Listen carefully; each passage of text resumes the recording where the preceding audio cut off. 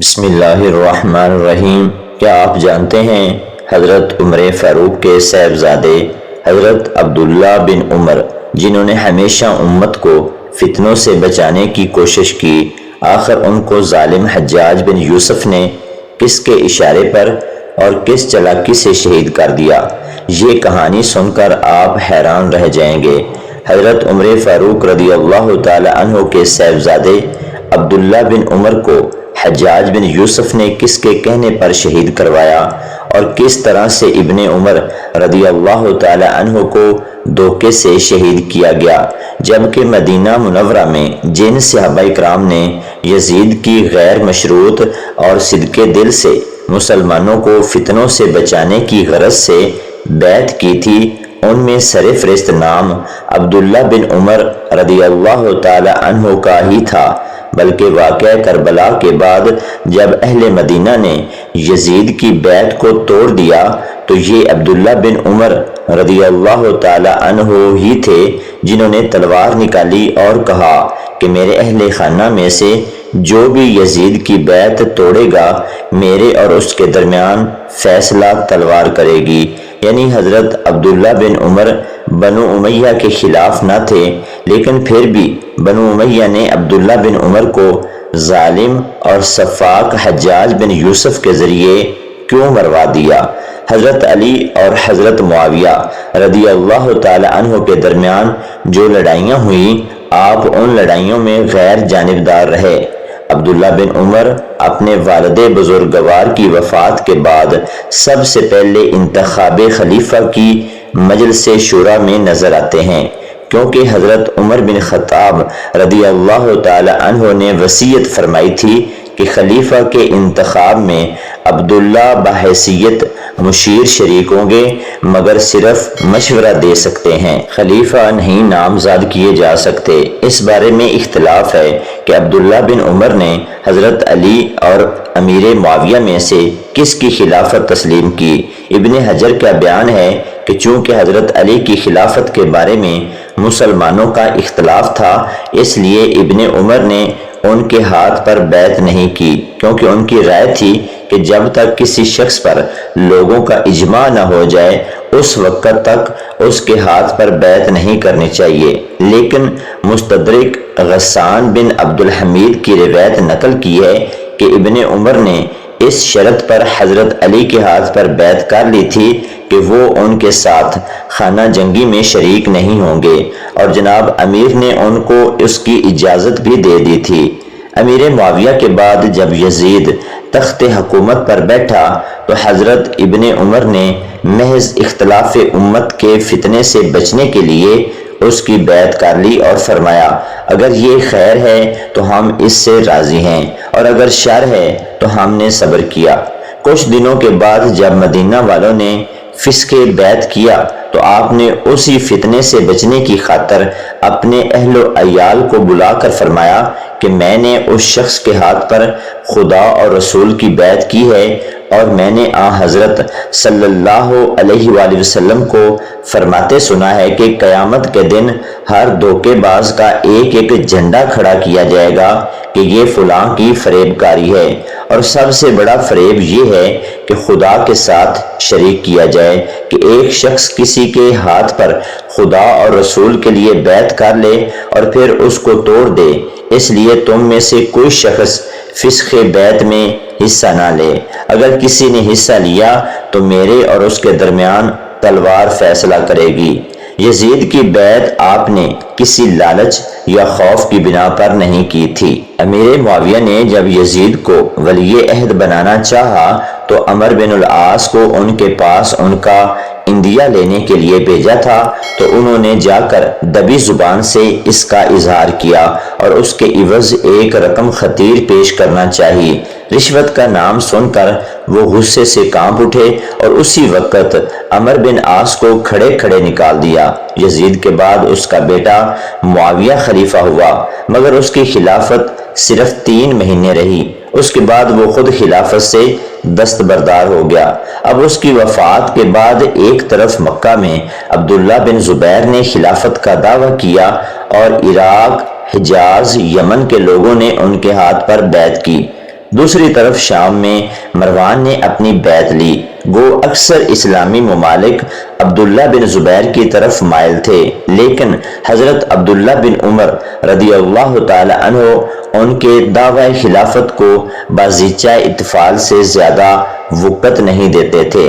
چنانچہ انہی کے زمانہ میں جب فریقین میں جنگ برپا تھی تو ایک شخص نے ان سے آ کر کہا کہ خدا فرماتا ہے کہ فتنے کو روکنے کے لیے لڑو۔ انہوں نے جواب دیا، جب فتنہ تھا تو ہم لڑے۔ فتنہ یہ تھا کہ مسلمانوں کو کفار اس کی اجازت نہیں دیتے تھے کہ وہ اپنے خدا کی عبادت کر سکیں۔ اب یہ خانہ جنگی جہاد نہیں بلکہ بادشاہی کے لیے لڑائی ہے۔ مگر جب عبد الملک کی طرف سے حجاج عبداللہ بن زبیر سے لڑنے کے لیے مکہ معظمہ گیا اور خانہ کعبہ کے ایک حصے کو اپنے گولوں کا نشانہ بنایا تو وہ سخت برہم ہوئے اور اپنی برہمی کو قابو میں نہ رکھ سکے۔ 74 ہجری میں 83 یا 84 برس کی عمر میں وفات پائی۔ وفات کا واقعہ یہ ہے کہ حج کے زمانے میں ایک شخص کے نیزے کی نوک پر جو زہر میں بجھی ہوئی تھی ان کے پاؤں میں چبھ گئی۔ یہ زہر ان کے جسم میں سرایت کر گیا اور یہی زخم ان کی موت کا باعث ہوا۔ عام طور پر خیال کیا جاتا ہے کہ یہ کوئی اتفاقی واقعہ نہ تھا بلکہ حجاج کے اشارے سے اس طرح زخمی کیے گئے تھے، البتہ اس کی تفصیل میں اختلاف ہے۔ مستدرک کی روایت ہے کہ حجاج بن یوسف نے جب خانہ کعبہ میں منجنیق نصب کروائی اور ابن زبیر کو شہید کرایا تو اس کا یہ فعل شنی ابن عمر کو بہت ناپسند ہوا۔ آپ نے اس کو بہت برا بھلا کہا۔ حجاج کو یہ بہت برا لگا اور اس کے اشارے سے شامیوں نے عبداللہ بن عمر کو زخمی کر دیا۔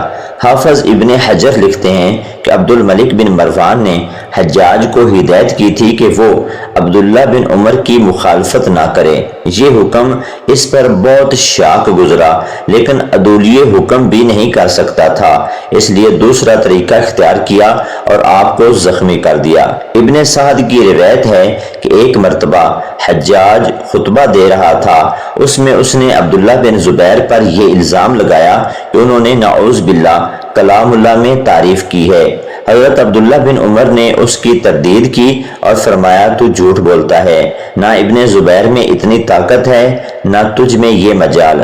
مجمع عام کے سامنے ان کی یہ ڈانٹ اس کو بہت ناگوار ہوئی، لیکن حضرت ابن عمر کے ساتھ اعلانیہ کوئی برا برتاؤ نہیں کر سکتا تھا، اس لیے خفیہ انتقام لیا۔ ابن خلفان اور اسد الغابہ میں اس کے علاوہ 2 روایتیں نقل کی گئی ہیں۔ ایک یہ کہ ایک دن حجاج بن یوسف خطبہ دے رہا تھا، اس کو اس قدر طول دیا کہ عصر کا وقت تنگ ہو گیا۔ آپ نے فرمایا کہ آفتاب تیرا انتظار نہیں کر سکتا۔ حجاج نے کہا جی میں آتا ہے کہ تمہاری آنکھیں پھوڑ دوں۔ فرمایا تجھ سے یہ بھی بعید نہیں۔ دوسری روایت یہ ہے کہ عبد الملک نے فرمان جاری کیا کہ تمام حجاج مناسک حج میں حضرت عبداللہ بن عمر کی اقتداء کریں۔ حضرت عبداللہ بن عمر عرفات اور دوسرے مواقف سے بغیر حجاج کا انتظار کیے بڑھ جاتے تھے۔ حجاج بن یوسف کی فرعونیت کب اس کو گوارا کرتی، مگر عبد الملک کے حکم سے مجبور تھا، اس لیے آپ کی جان کا خواہ ہو گیا۔ ابن عبد البر نے معرفت الاصحاب میں بھی یہی دونوں روایتیں نقل کی ہیں، اگر ان روایتوں کی صورت کے واقع میں اختلاف ہے مگر تضاد نہیں، اس لیے ان میں سے کسی کو غلط نہیں کہا جا سکتا۔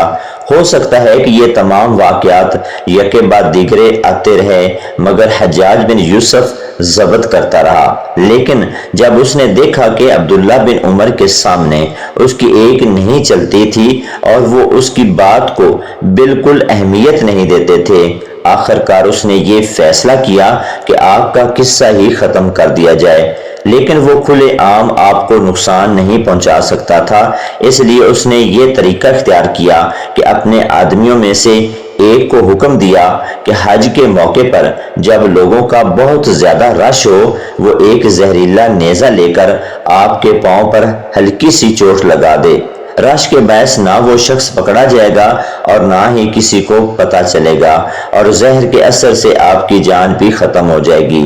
یہی ہوا، جب آپ بیمار ہوئے تو حجاج بن یوسف آپ کی عیادت کے لیے آیا۔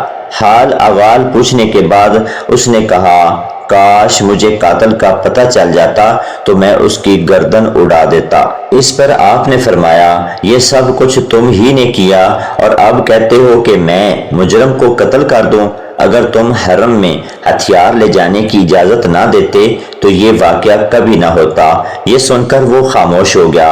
حضرت عبداللہ بن عمر کو مدینہ منورہ میں وفات پانے کی بہت خواہش تھی۔ جب آپ کی حالت زیادہ بگڑ گئی تو آپ دعا کرنے لگے کہ اے اللہ مجھے مکہ میں موت نہ دینا۔ آپ نے اپنے بیٹے سالم کو وصیت کی کہ اگر میری موت مکہ ہی میں ہو جائے تو مجھے حرم کی حدود سے باہر دفن کرنا، کیونکہ جس زمین کو میں نے چھوڑا تھا اسی میں دفن ہونا مجھے پسند نہیں۔ وصیت کرنے کے چند دن بعد ہی آپ اس دنیا سے رخصت ہو گئے اور علم و عمل کا یہ روشن ستارہ ہمیشہ کے لیے غروب ہو گیا۔